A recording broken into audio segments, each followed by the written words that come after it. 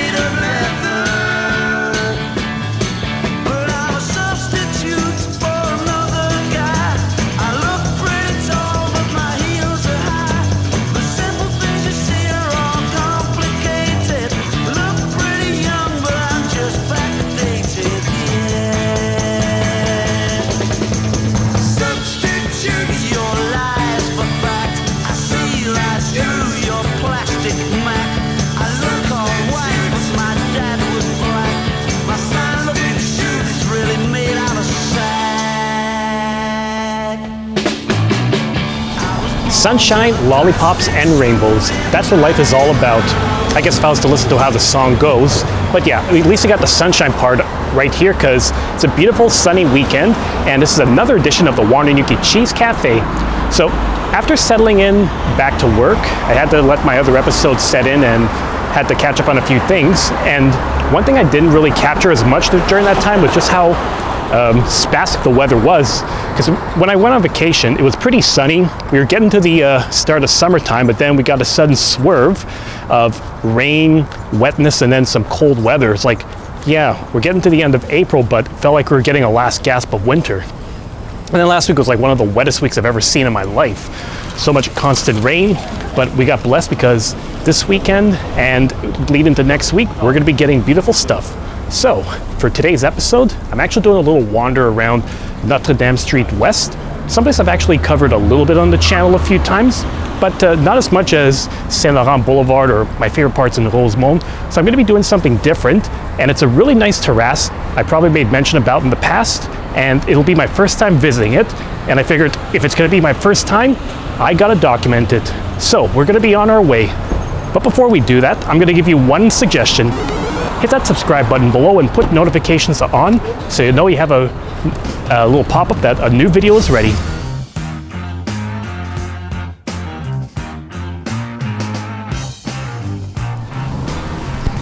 So technically I think I'm still within the downtown Ville-Marie region of Montreal, but I feel like that this part is, you know, there's always some of these other smaller districts in Montreal that I'm always learning about. Like I think probably within the Griffintown area, but if I was to make my way a bit more westward, I'd be going towards Little Burgundy and then eventually Saint-Henri. I've done some explorations in the past, and actually I had to go over here when I was making my way into Point St. Charles like 2 months ago. If you want, I'm going to put a card on the top right corner for you to click on that, because that was what part of the little wanders I did when I was trying to retrace all the steps of where my dad was living when he was born and living in Montreal. So that was kind of a nice little exploration to do. But I'm sure that if I was to continue around here, there are other amazing spots to look at. One of these days, I'm going to do a more thorough visit. But for now, we're just going to keep it focused to one destination.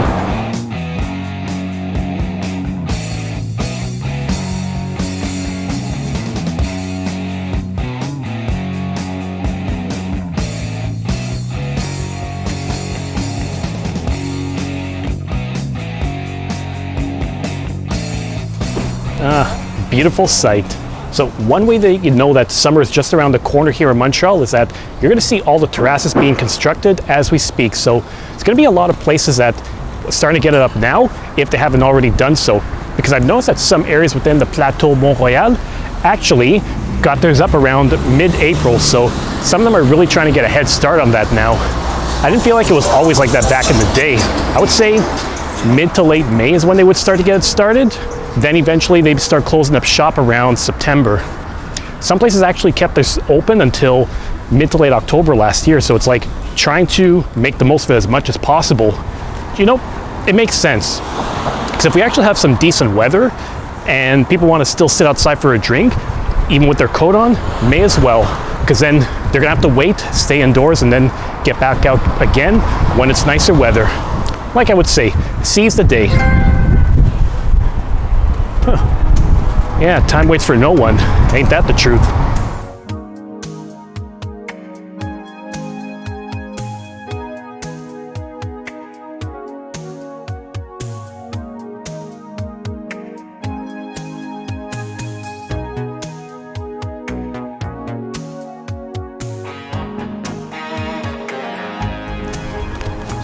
So if I needed an indication I was in Little Burgundy, I did pass by the Little Burgundy Sports Center not too long ago. So yeah, if it walks like a duck, talks like a duck, I guess you know the old saying. But yeah, pretty nice. One thing I remember reading about for this area is that there was a really large jazz community back in the old days. Now if I was to think back to my HMV days and I was looking at the jazz section, I do remember seeing some, I think Oliver Jones, Oscar Peterson that we used to sell. And I think those two musicians, if I'm not mistaken, were actually from this area. So two well-known musicians that came from Montreal. Among other well-known ones, like I feel like one of the most famous ones would be Leonard Cohen, based on the number of murals I see of him around the area. Yep, one of these days I should really cover the whole Montreal music scene. And actually I did get a request a while back to talk about areas in Montreal where movies were filmed. So I know that I could cover the Jackal. I think the whole 9 Yards had some stuff filmed around here. So it might be interesting to look at one of these days. But for now, I think I am in need of a good coffee or a good drink because I need to energize myself before I get there.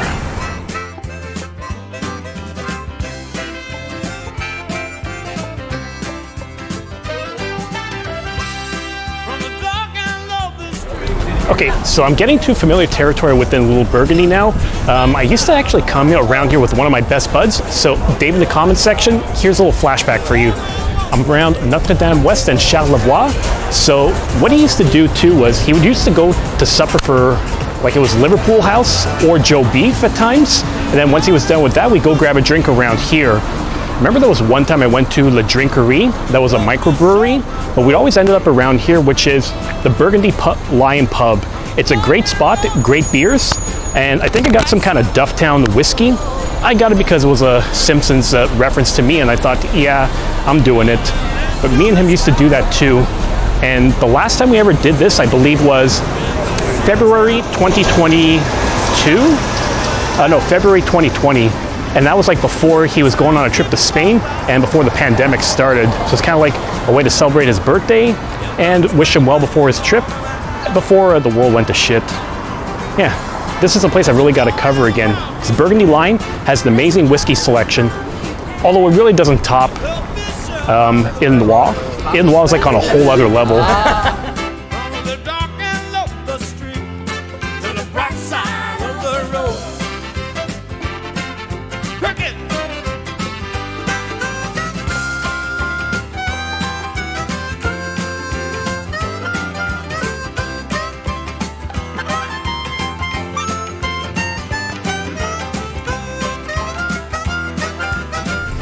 And now I've made my way along Atwater Avenue. This is an area I've come by a few times in the past, and I remember that just south of me is the Atwater Market. Almost a year and a half ago, I did venture around here to get a specific type of sausage. It was an andouille sausage I could find like maybe around Louisiana, because I was trying to get that to make myself a jambalaya at home. And if you're curious, you can watch the link on the top right corner to revisit how we did that recipe from start to finish. It's good stuff. It's a lot of prep work, but it's really easy to make. Of course, I did realize that afterwards that kind of sausage, if you have a good butcher, if you have a good charcuterie place that's around, you can find that sausage easily. I didn't have to come all the way up here just to get it, but it made for a nice trip.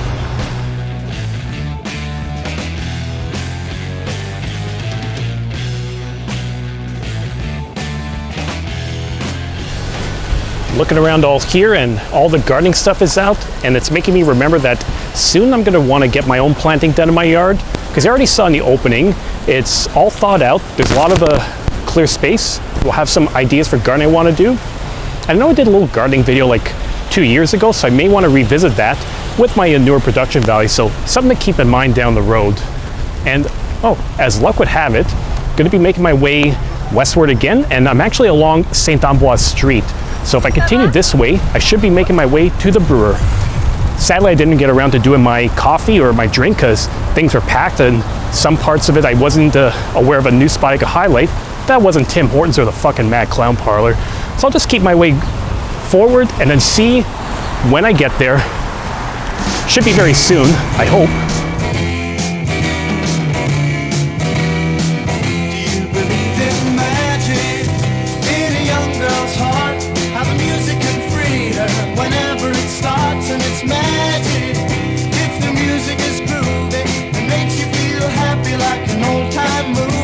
I'll tell you about the magic and the free your soul, but it's like trying to tell a stranger about a rock and roll. Believe in magic, don't bother to choose if it's jug and music or rhythm and blues. Just go and listen. It'll start with a smile that won't wipe off your face, no matter how hard you try. I've seen that house countless times, but I finally found the location of it. The pink house that's right atop some old abandoned mill. What's it about? I don't know. Tales of mystery and imagination indeed.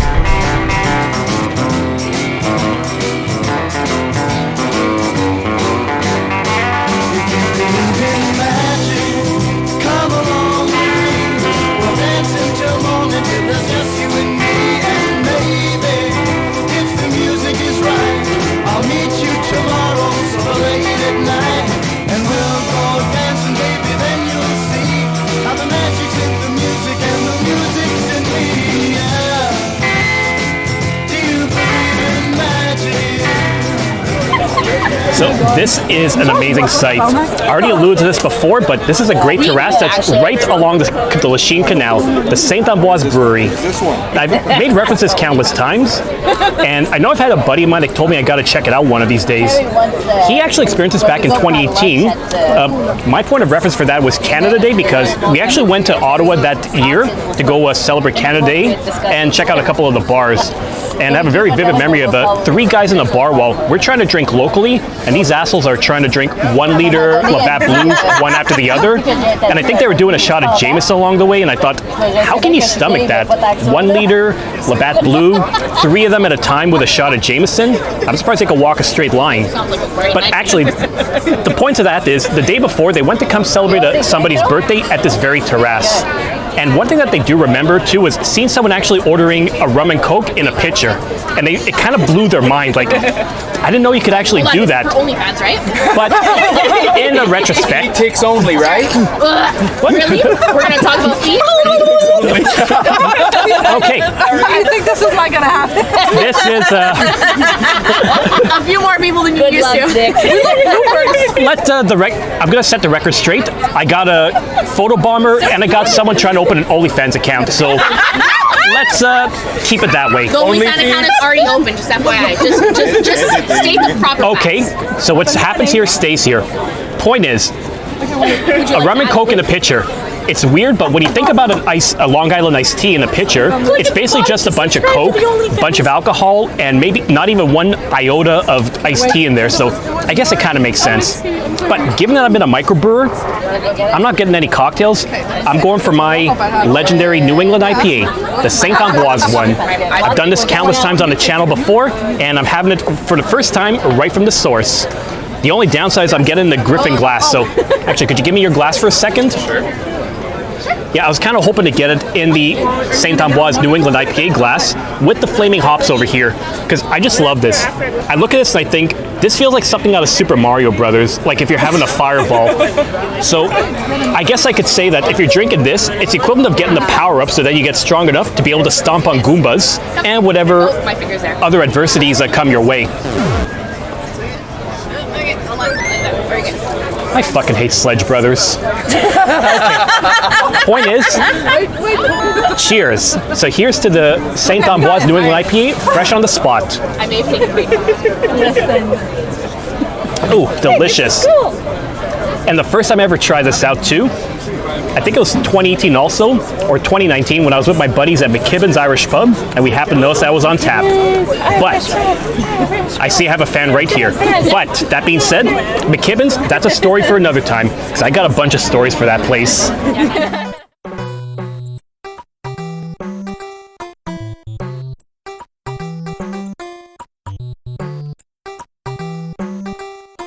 Masturbator than a participator. Okay, I'm going to be editing that out. So this is the beauty of these microbrewers I keep talking about. You could get these kind of taster platters, you get like a good 4 to 6 of them at 5 ounces. So it's a good way to try a whole bunch of beers without getting yourself too crazy. Because from what I've seen for a lot of them, you can see some that are like 8%, 9%, 10%. So you don't want to commit yourself to a full 14-ounce minimum. 5 ounces is just like a perfect amount. And actually, if you want to call back to one of my last episodes, click the link on the top right corner when I was visiting La Shop Angus over in Holsbone, back at the old Angus shop when Canadian Pacific Railroad used to have a presence here. Because it's a very similar concept. You get these bunch of platters, you can taste a different beer. And I'm already familiar with a lot of the Saint-Ambroise beers, and it just gave me a good chance to showcase a lot of them all in one go. So first one I got is the stout. Stouts are typically made with dark barleys, and sometimes you can actually make them with oatmeal, but typically these will have a bit of chocolate, maybe some coffee in there too. So it's a taste that is not for everybody. Like if you're to try to offer a stout to someone who's not a stout fan, Guinness is the way to go. It's a mild taste and a smooth texture. Now, where are my manners? No. Cheers. We don't know him, stranger danger. Thank you. Is this a Guinness? That's the stout that they make over here. They make a stout? They do. It's all Saint-Ambroise. It's all Saint-Ambroise stouts I'm doing right now. Okay. I did the stout first. Okay, it's a very pronounced coffee flavor. So next one I'm trying. Black one, so yeah. Yeah. Next I'm doing an apricot one. I'm not a big fruit beer fan. I have one of my best friends who's big on fruit beers, so I'm kind of doing this for her. I just figured, oh wait, no. Cream ale. Wow. I stand corrected. This isn't the apricot, this is the cream ale. Yes. I actually had to look up what this thing is. Comme le pichet devant moi. So basically cream ales are fermented at a higher temperature, unlike most of these which are going to be fermented at a colder temperature. So apparently it does a difference in the taste of the hops. Don't stand so close to me. I find that delicious. I apologize. Okay, not too bad. You don't really mean it. Some people okay, very smooth, and despite what you may think, there's no cream in here or there's no lactose. There are some beers that have lactose that give like a silky smooth texture. This isn't it.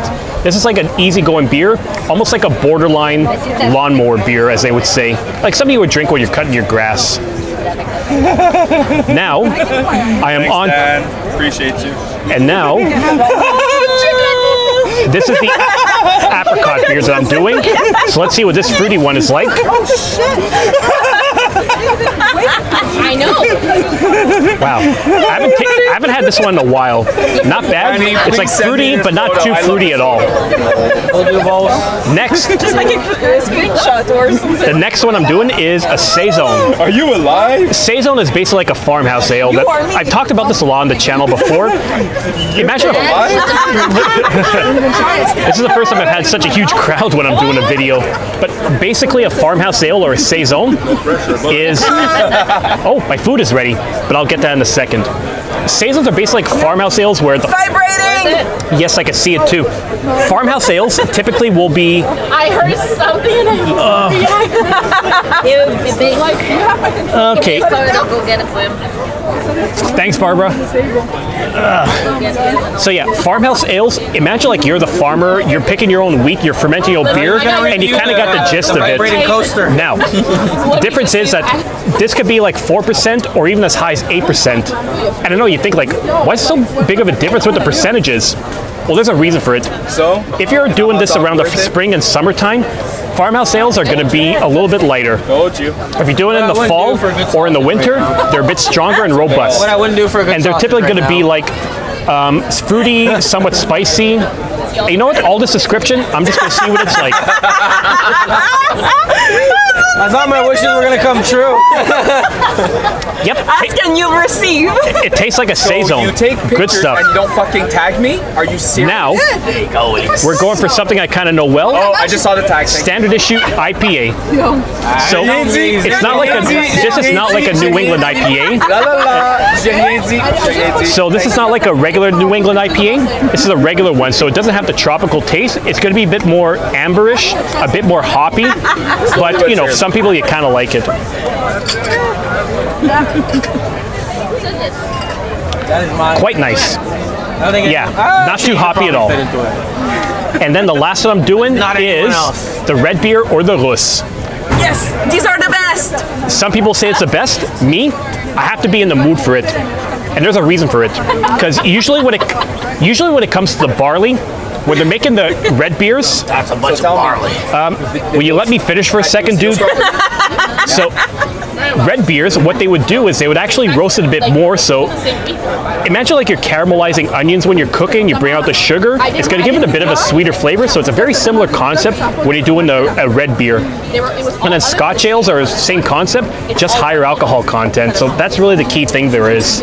Sometimes it's good, sometimes it's bad, but it's all a matter of perspective. They're better in the fall season. That's actually what I was talking about when I was talking about the saisons, because those are a bit more robust and strong in the fall. Ah bon, ça tombe bien que t'es là. Okay, so pretty agreed, yeah, Agreed. really good stuff. And I guess it's actually perfect timing because I did get a hot dog here. That was almost birthday stole by boy. Dan. Yeah.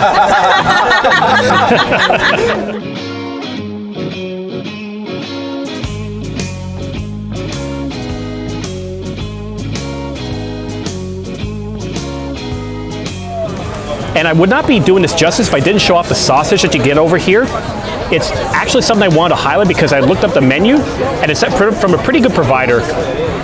If you're familiar with the William J. Walter sausage place, they're great. They got a whole bunch of locations in Quebec, and you could get like a good 20, 25 sausages around here, and they're high quality because there's no filler in there. Yeah, I could probably tell the difference between a high quality wiener and not, but there's a reason for that too. Typically, your sausage is going to be made of just ground up meat with a bit of salt to preserve it, and then put in a casing. That casing would be made out of, like, I don't know what it would be made out of. In the old days, it would be made out of intestine, but that's like a story for another time. But typically, it's supposed to be just meat. If you have a lot of filler in your sausage, it basically means that you got wheat, you got rice flour added in there with the meat, and then a lot of water too. So the idea with that is that when they put all the water with the wheat in there, it's going to expand. So you got a lot more filler there and less meat in it. So it means like if you want a good quality sausage with meat, you pay a bit more for it. But, you know, I'd rather have good quality than no quality at all.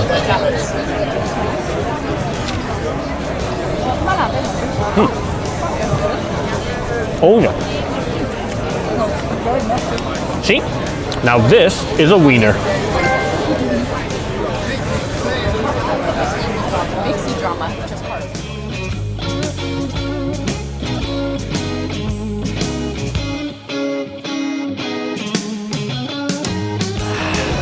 Amazing taster platter, amazing hot dog. Highly recommend if you want to come here. But obviously I had to do a finisher before I head on out. Doing one more New England IPA. Because let's face it, if I'm here right at the Saint-Ambroise brewer, I have to have it right from the source instead of having it canned or pressurized elsewhere and imported from God knows how much distance. It's a beautiful thing. And if you want to know why I love New England IPAs, I'll explain. When you think IPA, you think hops, very bitter taste. But a New England IPA, the type of hops they use is actually, there's a mix of flavors in there. Like you're talking like citrusy ones, you got mosaic, you got, there's so many types of hops I was told about, I don't remember. But there's a huge amount of them. And one brewer I went to told me about a good 7 hops there in one beer. And actually, I'm going to put a link in the top right corner for you to revisit that. It's another one from one of my Rosemont visits from the last little while. Great stuff. But again, citrus with some hops, it's like a nice counterbalance between them. You get the bitters and you get the fruitiness, so it feels like a very refreshing drink. Cheers. And as crazy as today was with all the, gossip you heard, the OnlyFans discussion, it's, not the craziest thing that's happened. It's not like I wore an onion on my belt. All right, I did wear an onion on my belt once.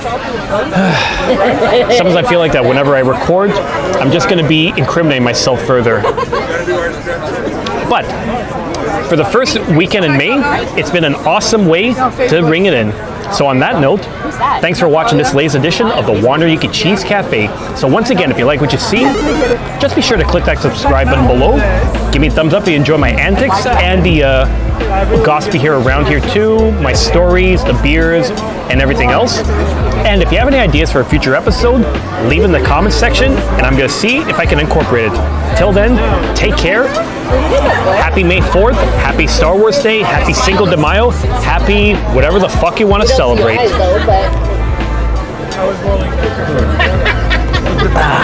Only you know that. Beautiful. So how's that Coke treating you? Which one? And I'm not talking about the Rick James Coke, I'm talking about the legit Coke.